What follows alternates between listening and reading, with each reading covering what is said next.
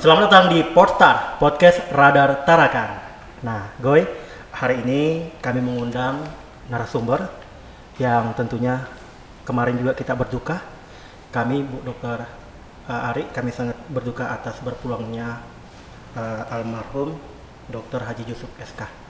Ya, dan kita mengundang Bu Dr. Ari langsung datang di Podstar. Terima kasih Bu Dr. Ari, meski saat ini dalam berduka dan masih mau berkesempatan hadir di sini Bu Dr. Ari. Gimana Bu Dr. Ari hari ini keadaannya, sehat?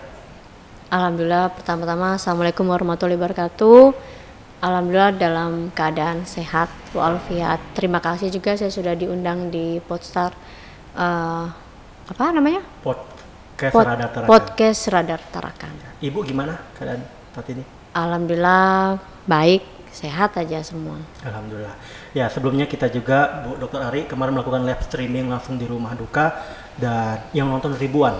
Dan hari ini kami menghadirkan Dr. Ari untuk berbicara langsung untuk mengenang almarhum Dr. Haji Yusuf SK. Mungkin anak-anak milenial saat ini belum terlalu tahu. Dan kita menghadirkan Dr. Ari untuk bercerita sekaligus mengenang bersama dengan almarhum. Bu Dokter ya. Ya, Bu Dokter, sebelumnya di media sosial banyak yang bertanya tentang almarhum Bapak sebelum wafat, dan mungkin Bu Dokter mau bercerita seperti apa saat menjaga almarhum Bapak, Bu Dokter. Iya, jadi memang sebelum Bapak meninggal sekitar tanggal 7 atau 8 itu memang sudah agak loyo ya, sudah agak lemes gitu kan. Saya berpikir itu natrium kaliumnya yang turun seperti biasanya gitu. Akhirnya saya nelpon perawat yang biasa merawat Bapak. Saya minta untuk pemeriksaan lab lengkap pada waktu itu. Kemudian ternyata memang hasilnya pada tanggal 9 itu natrium kaliumnya memang turun. Akhirnya saya komunikasi juga sama Dr. Frankie. Dr. Frankie mengusulkan untuk dirawat di rumah sakit, tapi karena memang kondisinya masih COVID, Bapak juga lemah, saya agak takut waktu itu. Jadi akhirnya dirawat di rumah, pasang infus seperti biasanya, pasang infus, kemudian di sekitar tanggal 11 itu kondisi Bapak sudah alhamdulillah sudah baik, karena biasanya kalau saya mau kerja biasanya masuk dulu, lihat Bapak, lihat tensinya, kondisinya seperti apa, baru saya kerja, biasanya seperti itu. Nah, alhamdulillah sudah bagus, matanya sudah mulai terbuka karena kemarin sempat ketutup gitu kan. Terus abis gitu akhirnya pada waktu malam hari setelah saya pulang kerja, saya melihat Bapak makan masih bagus. Makannya bagus aja Bapak? Bagus, makan Pak, enak Pak makannya, aku biasanya gitu kan. Enak, gitu kan, dia enak, dia bilang gitu kan. Kemudian hampir satu jam saya di dalam kamar ngobrol-ngobrol mengenang masa-masa lalu. Bapak memang tidak terlalu bisa banyak ngomong karena memang Parkinson yang membuat dia susah berkata-kata, tapi yang pasti dia masih bisa mengerti, masih bisa ngangguk-ngangguk itu masih bisa gitu kan, paham yang kita bicara, walaupun mungkin tidak 100% tapi adalah paham. Terus abis itu ngobrol-ngobrol, 1 jam kemudian saya naik ke atas, aku bilang Pak aku pamit tidur dulu ya, aku bilang gitu. Udah, sebelum tidur itu saya suruh yang jaga Bapak yang kecil, Ina, aku bilang itu tensi Bapak dulu, aku bilang gitu, tensi Bapak dulu. Ternyata kondisinya normal gitu. Malam abis gitu akhirnya, tapi kalau menurut dari ceritanya Ibu, bilangnya waktu jam-jam mungkin malam itu Bapak keringatan terus bolak-balik ganti bantal waktu itu. Tanggal berapa tuh? Tanggal 11 malam juga. 11 malam. Jadi bolak-balik ganti bantal kan, bolak-balik ganti bantal abis gitu, tapi enggak ngomong sama saya, mungkin dikira biasa aja kan, kita enggak ada pikiran apa-apa kan gitu. Abis gitu jam 8 pagi saya bangun tidur, habis sholat subuh tuh saya biasanya tidur dulu kan gitu. Nah, bangun tidur ternyata HP saya nyalakan, kakak saya yang di Australia kan ada kayak kamera gitu yang nyambung di HP, karena kan kakak karena kan dia kan selama di Australia memang kena kondisi Australia ketat, nggak bisa pulang ke Indonesia. Jadi hanya memantau mantau lewat kamera atau video call biasanya sama Bapak kan gitu. Nah, Habis itu, Ri, coba kau lihat bapak tuh kayak sesak. Akhirnya saya bangun tidur, ngelihat bapak, oh kok sesak, di nebul di rumah. Saya telepon perawatnya, Mbak Yuni, aku bilang ini bapak sesak nih, aku bilang gitu. Mama saya maunya dirawat di rumah, nggak bisa, ini kayaknya di rumah sakit aja, aku bilang gitu. Akhirnya telepon Mbak Yuni, ambulan, dibawalah sekitar sampai jam 9 sampai rumah sakit.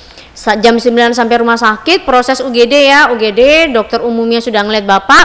Nah, di rumah memang pernapasannya dia tuh sekitar 70-an tuh, 70 turun memang. Nah, turun, tapi ternyata sampai di rumah sakit 99 naik kan, sudah, berarti alhamdulillah sudah recovery, udah lebih baik lah.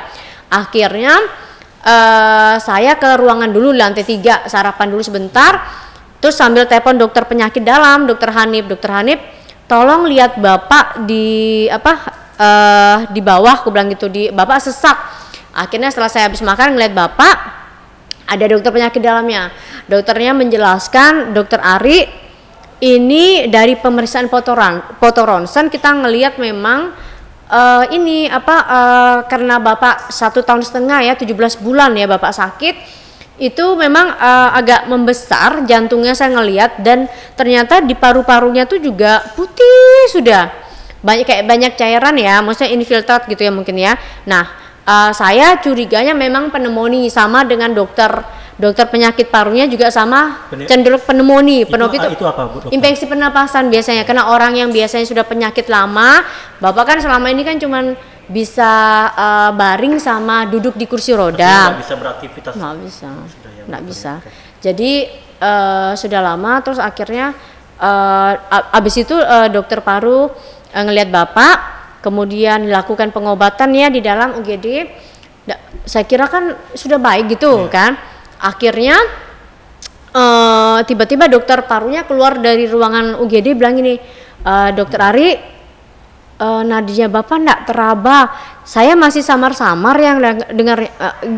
Abis itu Dokter Ari bengong gitu kan, Dokter Ari, bapak diresusitasi pompa jantung. Dari situ langsung saya telepon kakak yang cowok, Pak Kopan, aku bilang ini bapak ini nih kritis, aku bilang gitu. Akhirnya ada staf saya juga semua, ada keluarga juga yang di rumah sakit, komunikasi dengan mama. Habis itu kemudian datanglah, karena hujan deras ya waktu itu ya, deras banget. Datanglah mereka, sempat ngelihat di dalam di pompa jantung, di resusitasi sempat, tapi saya bilang sama mama, Mak di luar aja kan kasihan orang tua. Jadi saya sama kakak saya yang cowok sampai sama perawat yang biasa ngerawat bapak sampai mengembuskan napas sekitar 40 menitan, periksa pupil. Saya berharap kemarin itu masih ada harapan, ternyata pas di periksa pupil nggak respon. Jadi dokter sudah bilang innalillahi wa inna ilaihi raji'un, ya udah tuh. Jadi abis itu ya sudah telepon keluarga, proses di rumah sakit saya, mama saya suruh pulang untuk nyiapin di rumah. Ya udah gitu sih prosesnya. Gitu ya. Nggak, dia narik napasnya juga terakhir saya lihat juga nggak terlalu susah kesian. Jadi memang napasnya sesak tapi tenang betul. Tuh. Ya. Bapak di usia berapa, Bu Dokter? Bapak usia di 76 tahun. Di 76 tahun. Iya. Dan itu juga pun langsung diinformasikan ke WhatsApp grup, sempat dikira hoax. Dan itu dibenarkan, Bu Dokter Ari ya. Memang waktu itu sebarkan melalui WhatsApp kabar meninggalnya almarhum. Iya. Dan kemarin juga waktu itu baik banget Bu Dokter Ari yang berbelasungkawa dan kaget mendengar almarhum menghembuskan napas akhir. Dan saat menjaga, apa nih yang Bu Dokter Ari ingat? Mungkin atau ada kata-kata yang disampaikan? Jadi dari proses bapak sakit itu kan 2020 tanggal sekitar 5 atau 6 proses bapak sakit sampai kita bawa 10 hari di rumah sakit sampai ke Jakarta. Memang Saya mengikuti proses itu ya. Iya. Jadi menjaga Bapak dari awal ya, dari pertama kali sakit sampai di Jakarta. Terus abis itu alhamdulillah proses operasinya berjalan lancar pada waktu itu, pemasangan ring jantung. Terus akhirnya karena seharusnya memang dirawat di Jakarta, tapi kena COVID kan tinggi banget waktu itu. COVID tinggi banget. Terus akhirnya dibawa ke Tarakan. Kemudian kita berkomunikasi dengan semua dokter untuk kesembuhannya Bapak, fisioterapi, terus perawat. Dan ini semuanya kita lakukan lah yang terbaik buat Bapak. Dan saya sering komunikasi dengan dokter penyakit dalam, dokter Merlinda, dokter Marlon, dan dokter Febri. Dan mereka sudah melakukan yang terbaik buat Bapak. Dan selama Bapak sakit, memang perubahan ya, mungkin karena dia jantung, ada stroke, dan ada Parkinson. Jadi yang membuat dia tidak bisa jalan itu memang sebenarnya Parkinsonnya. Kalau hanya jantung atau stroke aja saya rasa bisa sembuh gitu kan. Nah, dalam proses itu banyak sih yang saya yang tidak bisa, yang biasanya tidak melakukan hal tapi akhirnya bisa melakukan hal. Dalam arti begini, saya itu orang yang tidak bisa masak. Tapi saya berpikir untuk Bapak makan apa ya hari ini, Bapak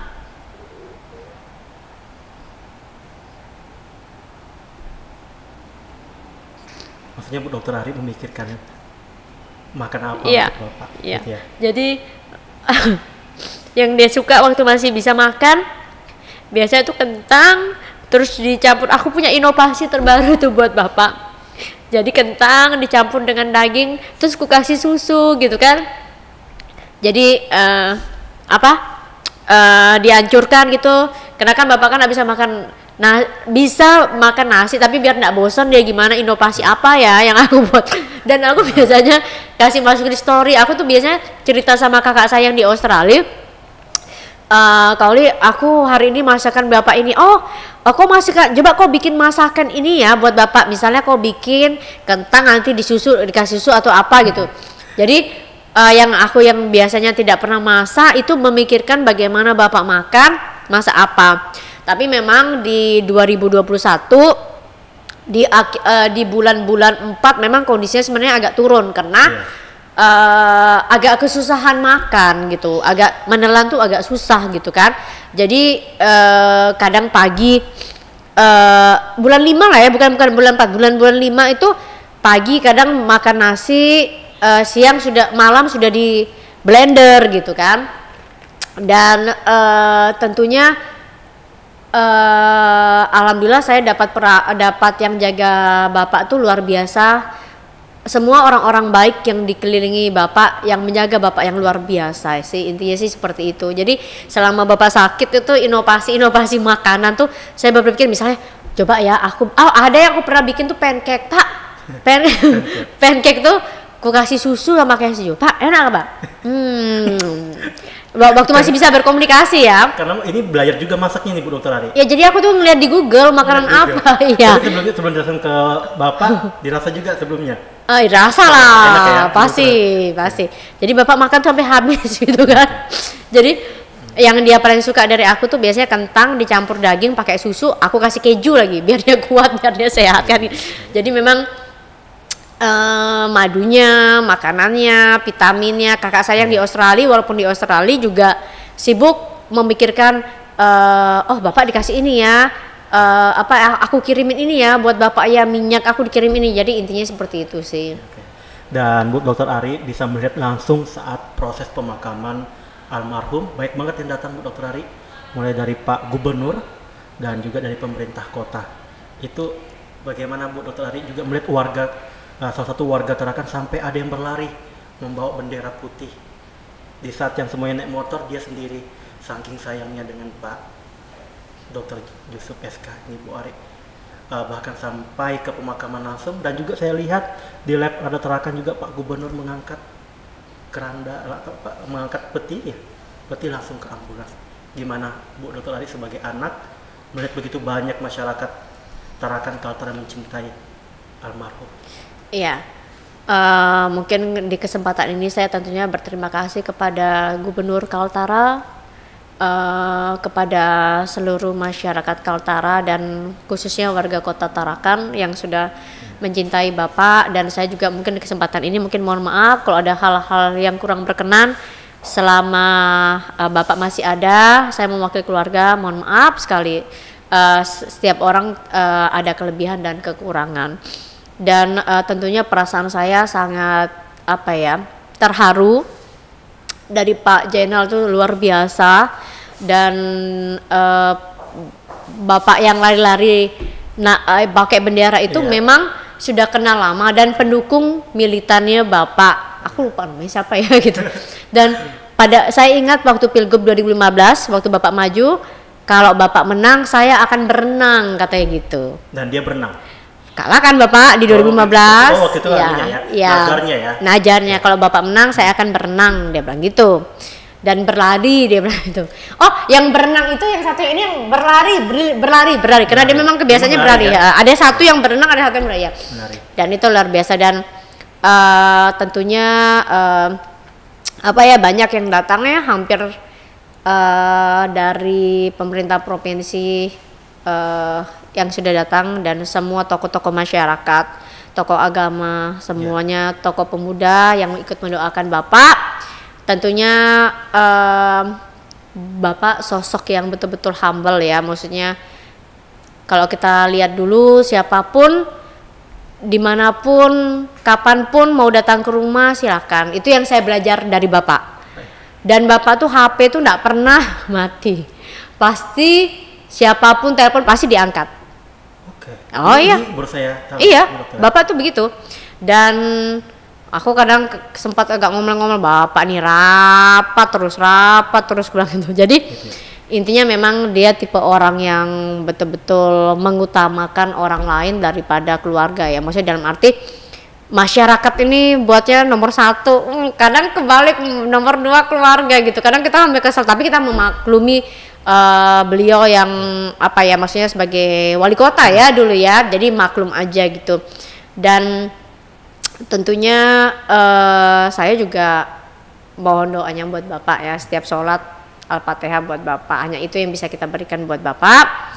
Dan terima kasih lah pokoknya, saya belum bisa ngomong apa-apa, yang pasti terima kasih, semoga Allah membalas kebaikannya, intinya seperti itu sih.